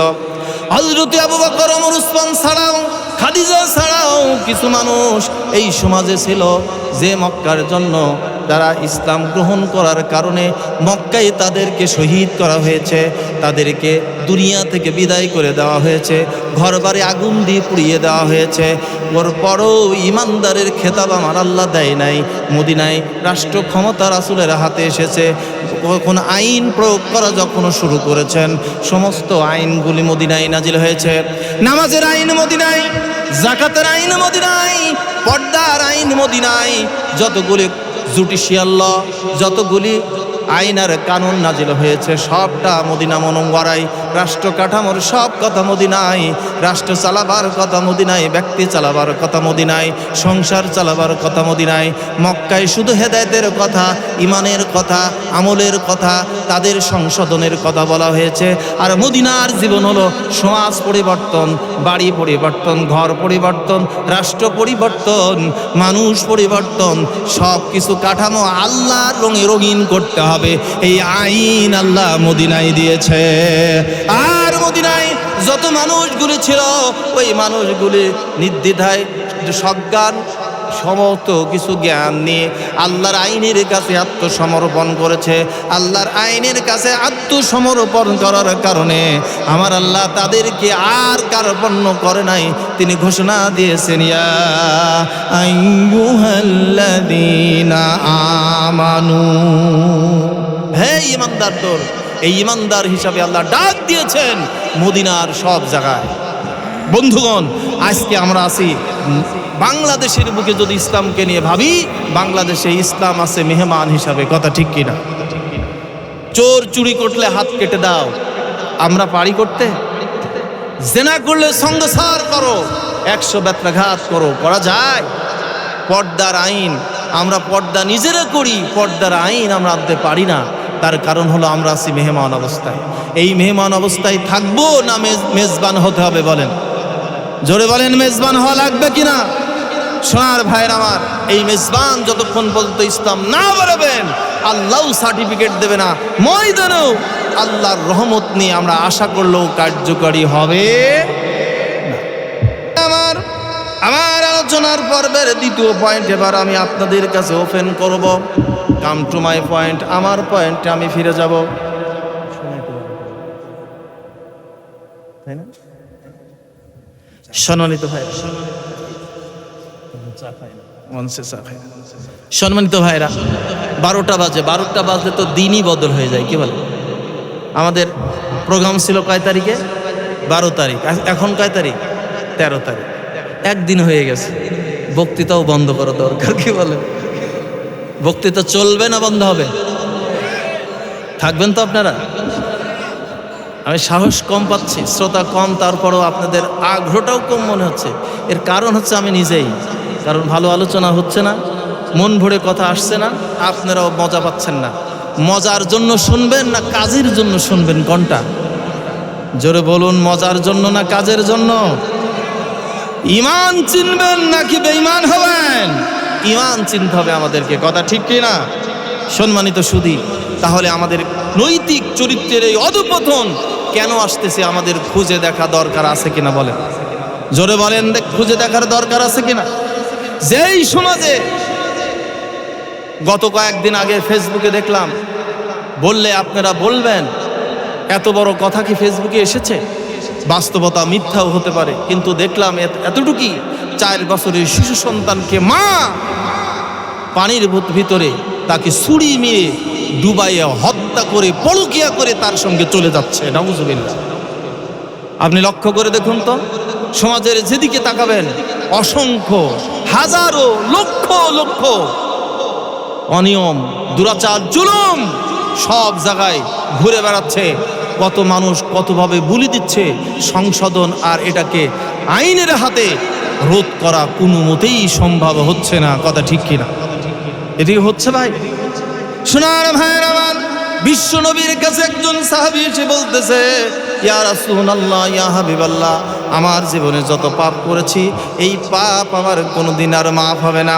বিশ্ব নবী বলল যে কেন তোমার মাফ হবে না? বলে, ইয়া রাসূলুল্লাহ, কালেমা পড়ে মুসলমান হলাম, আমার জীবনে যত পাপ জমা আছে পাপগুলি আমার মুছবে কিভাবে? বিশ্ব নবী ডেকে বললেন, বলো তোমার সেই পাপটা কি? সাহাবী শুধু কান্না করেন, পাপের কথা মনে হয়ে অঝর নয়নে কাঁদতেছেন, চোখে পানি তার টপ টপ করে পড়ে যাচ্ছে। বিশ্ব নবী তার চোখের দিকে তাকিয়ে আছেন। এবারও তিনি জিজ্ঞাসা করলেন, কি পাপ করেছো আমার কাছে বলো? বলে, ইয়া রাসূলুল্লাহ, আমি জানতে চাই যে কালেমা পড়ে আপনার কাছে মুসলমান হয়েছি, এই কালেমার বিনিময় আমার পাপ মাফ হয়েছে কিনা? বিশ্ব নবী বলেন, যখন তুমি পড়েছো লা ইলাহা ইল্লাল্লাহু মুহাম্মাদুর রাসূলুল্লাহ, সাহাবী এই কালেমা পড়েছো, তোমার জীবনের সব পঙ্কিলতা, সব গুনাহ খাতা আমার আল্লাহ মাফ করে দিয়েছেন। মাফই শুধু করেন নাই, যত মন গুনাহ হয়েছিল ততটা মন সওয়াব দিয়ে বদলাই দিয়েছে। জোরে বলুন সুবহানাল্লাহ। সাহাবী তারপরেও কান্দে, চোখের পানি পড়তেছে। আল্লাহ রাসূল বললেন যে তোমার কাঁদার কারণটা কি? বলে, ইয়া রাসূলুল্লাহ, মুখে শুধু কালেমা পড়লাম আর জীবনের এত বড় বড় গুনাহ মাফ হয়ে গেল। বিশ্বাস জন্মে না, তারপরও বিশ্বাস করে নিলাম। কিন্তু আমার জীবনে এমন একটা ব্যতিক্রম গুনাহ আছে, ওই গুনাহ বুঝি আমার আল্লাহ মাফ করবেন না। আল্লাহ রাসূল বলে, তোমার সেই গুনাহটা কি আমাকে বলো দেখি। বলে, ইয়া রাসূলুল্লাহ, ব্যবসার জন্য বাইরে থাকতাম, দীর্ঘদিন পরে বাড়ি আসলাম, আমার স্ত্রীর গর্ভে সন্তান রেখে গিয়েছিলাম, সন্তান ডেলিভারি হলে তাকে হত্যা করার কথা বলেছি, কন্যা সন্তান হলে হত্যা করবে আর পুরুষ সন্তান হলে তাকে বাঁচিয়ে রাখবে। এই নির্দেশ দিয়ে ব্যবসায় চলে গেলাম। দীর্ঘ 6 বছর পর ব্যবসা থেকে ফিরেছি, শাম সিরিয়া রাজত্ব করে ফিরলাম। বাড়ি এসে দেখি আমার ঘরের চত্বরে 5-6 বছরের একটা শিশু কন্যা দৌড়াদৌড়ি করে খেলাধুলা করে। আমার স্ত্রীকে ডেকে জিজ্ঞাসা করলাম, এই সন্তানের বাবাকে? স্ত্রী আমাকে জবাব দিল, এই সন্তান তোমার, তুমি হলে এই সন্তানের বাপ। কথা শোনার সঙ্গে সঙ্গে জাহালাত আমার অন্তরের মধ্যে জাগ্রত হয়ে গেল, মনের ভিতরে আমার হিংসার দাউ দাউ করে আগুন জ্বলে উঠল। ইয়া রাসূলুল্লাহ, আমি চিন্তা করলাম এই মেয়ে যৌবন প্রাপ্ত হবে, বড় হবে, নানান ধরনের মানুষের সঙ্গে মেলামেশা করবে, এই মেয়েকে বিয়ে দিতে হবে, অন্য পুরুষকে সে পানি পান করাবে। এই যে সামাজিক বৈষম্য, এই বৈষম্যে একজন নারী তার স্বামীর জন্য জীবনটাকে কতভাবে কুরবানি করতে হয়, আর আমি তার বাবা হওয়ার কারণে ওই বংশের কাছে, ওই মানুষের কাছে মেয়ের জন্য লাঞ্ছিত হব, সম্মান আমার ব্যাঘাত হবে। এই জন্যে জাহালাত আমার জাগ্রত হলো, এই মেয়েকে মেরে ফেলার সিদ্ধান্ত নিলাম। এবার একদিন চলে গেলাম, স্ত্রীকে বললাম, তোমার মেয়েকে সাজিয়ে দাও, নিয়ে যাব বেড়াতে। এই কথা বলে নিয়ে রওনা চললাম, চলে গেছি। 6 বছরের এই কন্যাটাকে নিয়ে আমি রওনা দিলাম মরুভূমির প্রান্তর পেরিয়ে। চলে গেলাম সেইখানে, প্রান্তর এরিয়া পেরিয়ে যাব অনেক দূরে, কিন্তু মরুভূমির প্রান্ত এলাকা গিয়ে দেখলাম সেখানে একটু ঘন জঙ্গল। ওইখানে আমি একটা গর্ত খোঁড়া শুরু করে দিলাম। মেয়ে তো বোঝে না কেন গর্ত করতেছি, মরুভূমির মধ্যে আমি গর্ত খুঁড়ি। আমার মরুভূমির এই ঘাম আমার ছুটে ছুটে মরুভূমির বালুর কণার মধ্যে বলে, আমি আমার কন্যার জন্য গর্ত খুঁড়ি, আর ওই কন্যায় আমার এসে ঘামগুলো মুছে দেয় আর বলে, বাবা তুমি এখানে এসে কেন এভাবে পরিশ্রম করতেছ, কেন কষ্ট করো বাবা, তুমি তো ঘেমে গেছো। গর্ত যখন হয়ে গেল, 5-6 ফুট গর্ত করে ফেললাম। এবার আমার গর্ত যখন শেষ হয়ে গেলাম, আমি মাটি নিচ থেকে তুলে উপরে আমি পাঠিয়ে দিতেছি। মেয়ে আমাকে বলতেছে, বাবা আমি তোমাকে সাহায্য করতে পারি, তুমি আমাকে দিয়ে মাটি উঠাও। এই কথা বলল, মেয়েকে আমি নামিয়ে দিলাম। দেখলাম মেয়ে গর্তের মধ্যে ডুবে গেছে, এখন তাকে জীবন্ত কবর দেওয়া যেতে পারে। এবার আমি মেয়েকে মাটি নামাতে শুরু করলাম, কোমর পর্যন্ত পানি উঠে গেল। কোমর পর্যন্ত যখন বালি উঠে গেল, এবার মেয়েটা বুঝতে পেরেছে আমি আর উঠতে পারবো না। কবর থেকে ডেকে বলতেছে, বাবা তুমি আমাকে এখানে কেন নিয়ে এসেছো? আমাকে হত্যা করার জন্য, মেরে ফেলার জন্য কি নিয়ে এসেছো? বাবা বলে ডেকেছি, কয়দিন তোমাকে কোলে চড়েছি, বাবা বলার কারণে যদি আমাকে মেরে ফেলো, আমি তোমাকে আর বাবা বলবো না, আমাকে বাঁচতে দাও, আমি বাঁচতে চাই। ইয়া রাসূলুল্লাহ, এই কথা বলে আমি আমার যখন কান্নায় ভেঙে পড়লো, পাশে দেখলাম একটা পাথর খণ্ড পড়ে আছে। পাথরটা তুলে আমার হৃদয়ের মধ্যে মহাব্বতের স্ফুরণ জাগ্রত হয়েছে। ইন্দিমান টাইম পাথরের টুকরা তুলে মেয়ের মাথাটাকে লক্ষ্য করে এমন জোরে আঘাত মেরে দিলাম, ওই পাথরে দেখে মেয়েটা আমার এত জোরে চিৎকার দিয়ে আব্বা বলে চেঁচিয়ে উঠল। পাথরটা মাথা আঘাত করলো, দ্বিখণ্ডিতভাবে ফেটে গেল, রক্তাক্ত বডিটা নিমিষের মধ্যে সাবার হয়ে গেল। বালি চাপা দিয়ে চলে এসেছি। আজও সন্ধ্যা যখন লাগে, দিন যখন পাড়ি দেই, একাকী যখন থাকি, আমার এই সন্তানের আব্বার চিৎকারের ধ্বনি আমি এখনো কানে শুনতে পাই। বিশ্বনবী বলেন, হাদিসে স্পষ্ট এসেছে, বিশ্ব নবী এই কথা শুনতেছেন আর নবীর চোখ বয়ে বয়ে টপ টপ করে পানি পড়ে দাড়ি মোবারক ভিজে যাচ্ছে। বিশ্ব নবী এই কথা শুনে শুনে বলতেছে, মানুষ এত পাষণ্ড হতে পারে, এটাও কি করতে পারে মানুষে? ও ভাইয়ের আমার, ওই যুগের পাপ আর এই যুগের পাপ, বর্তমান যুগের পাপ ডাঙায়া গেছে, আইয়ামে জাহিলিয়াতকে ফেল মেরে দিয়েছে। কথা ঠিক কি না? আপনি অবাক হবেন সমাজে কত অধপতিত হচ্ছে। আগে তো জানতাম না। আয়না ঘরের দৃশ্যের কথা যখন এখন যারা যারা ওই ডিপার্টমেন্ট থেকে ফিরে এসেছে, ওদের মুখের হিস্টোরি, ওদের মুখের বর্ণনা, ওদের মুখের কাকুতির কথা শুনতে থাকলে দেখা যায় ওরা একটা কথা বলার আগেই 2 ফুটা পানি চোখ থেকে পড়ে যায়। কথা ঠিক কিনা? হচ্ছে কিনা বলে? ও মুসলমান, নিহায়েত তুমি নামাজ রোজা করো, হজ যাকাত করো, তুমি মনে মনে ভাবতেছো আমি তো ভালো কাজ করি। আমি আমার দ্বিতীয় পয়েন্টের আলোচনায় যাচ্ছি। বন্ধুরা আমার, এই সমাজে অনেক মানুষ আছে ধর্ম মানে, শরীয়ত মেনে চলে, আর বলে আমরা তো ধর্ম মানি। এই সমাজটা ইসলামী সমাজ তো হতে পারে না। নতুন করে ইসলাম কেন বানানো লাগবে? সোনার ভাইয়ের আমার, আপনার কথার সাথে আমি একমত। তবে ভাবুন, মসজিদ বানাচ্ছেন, মাদ্রাসা বানাচ্ছেন, হাজার হাজার মাদ্রাসায় ছাত্রদের পড়ানো হচ্ছে, উস্তাদ পড়াচ্ছে, ছাত্র ছাত্রী পড়তেছে। বলুন এই কাজটা ভালো না মন্দ? আরো জোরে বলেন। এরপরে যারা ইমামতির খেদমত দিতেছে, এটা ভালো না মন্দ? এবার যারা এই সমাজে ইসলামকে প্রচার করার জন্য ওয়াজ নসিহত, খানকা পীর সাহেবরা যত মানুষ সংশোধন করার জন্য করছে, কাজগুলি ভালো না মন্দ? জোরে বলেন। ভালো না? ভালো। তাহলে এত ভালো ভালো কাজ সমাজে থাকার পরেও আপনারা প্রশ্ন করবেন যে সমাজটা ইসলামী কায়দায় নাই, এটা হতে পারে না। আমরা তো ইসলামের মধ্যেই আছি। ওই সকল বন্ধু, ওই সকল ভাইদের জন্য আমি বিনয়ের সাথে আপনাদের পায়ে হাত দিয়ে বলি, 1 মিনিটের জন্য নিরপেক্ষ হয়ে যান। আপনার চিন্তা, আপনার ভাবনাটা নিরপেক্ষ ঘরে দাঁড়ান করান, নিরপেক্ষ 0 টলারেন্সে দাঁড়িয়ে দেন। এবার আমার কথাগুলি 0 সিদ্ধান্তের কাছে এবারে লাগিয়ে দেন।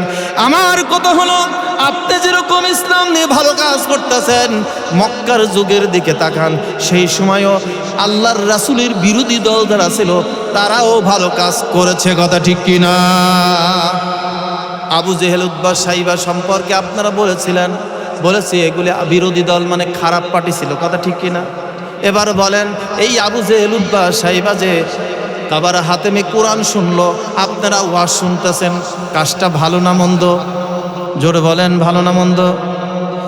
ভাইরা আমার, আপনি রাস্তা বানাচ্ছেন, ওরাও হাজিদেরকে পানি পান করিয়েছে, ওরাও সমাজে হাসপাতাল করেছে, বাইতুল্লাহ ঘরকে তারা হজের সময় পরিচর্যা করেছে। তারা হতে পারে আবু জেহেল, কিন্তু কাজটা ভালো। কথা ঠিক কিনা?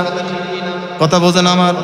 আজও সমাজে যারা আমরা ভালো কাজ মনে করে শুধু মাদ্রাসা, মসজিদ, এতিমখানা, বিভিন্ন গোরস্থান, এই ভালো কাজগুলি নিয়ে বসে এসেছি, কিন্তু সমাজের মানুষ ধ্বংস হয়ে যাচ্ছে, নৈতিকতার অবক্ষয় এসে যাচ্ছে, কোনো ভুরুক্ষেপ করি না।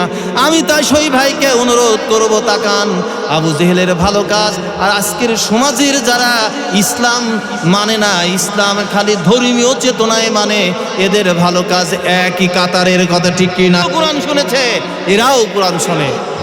আবু জেহেল বাইতুল্লাহ তার সাঙ্গ নিয়ে হাজিদেরকে পানি পান করিয়েছে, এখনো এতিমদেরকে অনেকেই দান করে টাকা পয়সা দিয়ে খাওয়ায়, এতে কোনো পার্থক্য নেই, সবটাই ভালো কাজ। কথা ঠিক কিনা? কিন্তু তারপরেও মক্কার অবস্থা আর বর্তমান অবস্থা মিলান, পজিশন কোথায় যায়?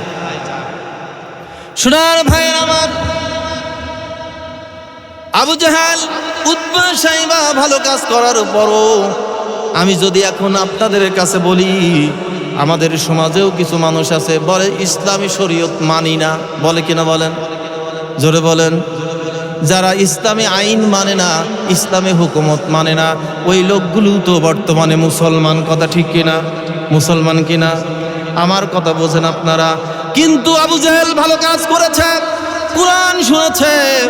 আবু জেহেল মক্কায় হাজিদেরকে পানি পান করিয়েছে, এবার এতিমদেরকে সহযোগিতা করেছে, রাস্তাঘাট বানিয়েছে, হাসপাতালে তারা মানুষের উপকার করেছে। এই মঞ্চে এখন যদি আমি আবু জেহেলকে মুসলমান ঘোষণা করে দেই, তাহলে ঘোষণা করতে দেরি, আপনারা প্রতিক্রিয়া জানাতে দেরি করবেন না। কথা ঠিক কিনা? আমি যদি বলি আবু জেহেলও মুসলমান ছিল, তাহলে আপনারা সুস্থভাবে এখন থেকে ঢাকায় আমাকে ফিরতে দেবেন? জোরে বলেন, দেবেন? বলবেন কি এদের মাথা খারাপ হয়েছে? শরীয়ত বিবর্জিত কথা আমি বলতে চাই। যে সকল ভাইরা বলে শরীয়তের হুকুম মানি না, হাজারো ভালো কাজ করলেও সব হতে পারে, ও মুসলমান হতে পারে না, কথা ঠিক কি না? অতএব আপনাদের সিদ্ধান্ত নিতে হবে যে আমরা সমাজ ব্যবস্থাকে যতক্ষণ পর্যন্ত মদিনার পার্লামেন্টের মতো না আনতে পারবো ততক্ষণ পর্যন্ত পূর্ণ ইমানদার মুসলমান হওয়ার কোনো সুযোগ নাই। এটিই বাস্তবতা, কথা ঠিক কিনা? জোরে বলেন ঠিক কিনা? আলহামদুলিল্লাহি রাব্বিল আলামিন ওয়াসসালাতু ওয়াসসালামু আলা সাইয়্যিদিল মুরসালিন ওয়া আলিহি ওয়া আসহাবিহি আজমাইন। ইয়া রাব্বাল আলামিন, ইয়া আরহামার রাহিমিন, ইয়া গফুরুর রহিম, ইয়া সাত্তারুল উলুম, ইয়া আলিমুল গায়ব বিযাতিস সুদূর। আয় রাব্বুল আলামিন, পবিত্রতম ওয়াজ ও দোয়া মাহফিলের এই কঠিন পিরিয়ডের সমাপনী অবস্থানে শেষ মুহূর্তে তোমার দরবারে আমরা হাত তুলেছি আবাল বৃদ্ধ বনিতা নিয়ে বাইতুল আহাদ জামে মসজিদ কর্তৃক আয়োজিত আজকের এই অনুষ্ঠানে। মাওলা, দীর্ঘক্ষণ ধরে এই মঞ্চে অনেক আলেম ওলামারা আলোচনা করেছে, আল্লাহ অনেক কথা হয়েছে। যে কথাগুলি হয়েছে ভালোগুলি তুমি মঞ্জুর করে নাও, যেগুলি আমাদের উপকারে আসবে না তা অন্তর থেকে মিটিয়ে দাও। চলার পথের জন্য এটা পাথেয় বানিয়ে দাও। আল্লাহ, ভুল ত্রুটি ক্ষমা করে দিয়ে একটু যদি নেক আমল হয় ওই নেক আমলটা হাজার লক্ষ গুণে বাড়ায়া বিশ্ব নবীজির রওজা মুবারক সোনার মদিনায় তুমি কবুল করে দাও। আবাল বাসার আদম থেকে শুরু করে যাবতীয় পর্যন্ত মাটির কবরে যারা কবরস্থ হয়েছে, আল্লাহ ইমান নিয়ে যারা চলে গেছেন গহীন কবরে, আয় আল্লাহ সকল ইমানদারের কবরে আমাদের হাদিয়া খানে তুমি কবুল ফরমাও। ইয়া রাব্বুল আলামিন, ইয়া আরহামার রাহিমিন, আমি গুনাহগার পাপী মানুষ, এলেমর আমলে পড়াই নগণ্য মানুষ হিসেবে অসুস্থ তোমার দরবারে হাত তুলেছি। আয় আল্লাহ, বিগত দিনে ডেঙ্গু জ্বরে আক্রান্তর কারণে জেনারেল উইকনেস যায় নাই, অসুস্থতার মধ্য দিয়ে হাত তুললাম। অনেকগুলি প্রোগ্রাম সম্মুখে রয়েছে আল্লাহ, সবটি প্রোগ্রাম যথারীতিভাবে শারীরিকভাবে মানসিকভাবে যতটুকু সুস্থতা দরকার দান করে দিয়ে তোমার দিনের জন্য কবুল করে নাও। আল্লাহ, সেই সাথে সাথে যাদের নিয়ে হাত তুললাম পর্দা নিশি মা বোনেরা হাত তুলেছে, তাদের গোপন ব্যাধিগুলি তুমি মিটিয়ে দাও। আলেম ওলামারা হাত তুলেছে, মনের কথা বলতে পারে না, তাদের অভাবগুলি মিটিয়ে দাও। জীবন চলার পথ তুমি সহজ করে দাও। তালেবুল ইলম যারা এসেছে শিক্ষার জন্য ওদের প্রশস্ত হৃদয়ে তৈরি করে দাও। এলেমের দরজায় তুমি তাদেরকে এলেম অর্জনের জন্য যতটুকু যোগ্যতা দরকার, দক্ষতা দরকার, মানসিকতা দরকার সবটি কবুল করে দাও। মানসিক শারীরিক জেহেনগত শক্তি তুমি দিয়ে দাও। আল্লাহ, আদবতা ভদ্রতা দিয়ে এলেমের কদর করার তৌফিক দান করে দাও। আল্লাহ, আজকের মাহফিলের সভাপতি সাহেবের হায়াতে দারাজ তুমি কবুল করে নাও।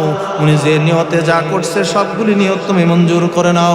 এ মসজিদকে আল্লাহ বড় করার জন্য 10 তলা মাল্টি স্টোর বিল্ডিং করার জন্য সিদ্ধান্ত নিয়েছে। এই সিদ্ধান্তকে তুমি কবুল আর মঞ্জুর করে নাও। এলাকাবাসীর উপর রহমত নাজিল করে দাও। যারা এখানে এসেছে আর যারা আসে নাই, যাদের আওয়াজ শুনতে পাচ্ছে আর পায় নাই, সকল ব্যক্তির জীবনের গুনাহ খাতাগুলি মাফ করে দাও। আল্লাহ, আশেপাশে যত পুরস্থানে যত মাইয়েতেনাগুলি ঘুমিয়ে আছে মাওলা, সকল কবরের আযাবুল কবর তুমি মাফ করে দাও। কবরগুলিকে জান্নাতের বাগান বানায়া দাও। কবরের মধ্যে তোমার রহমত আর করুণা দান করে দাও।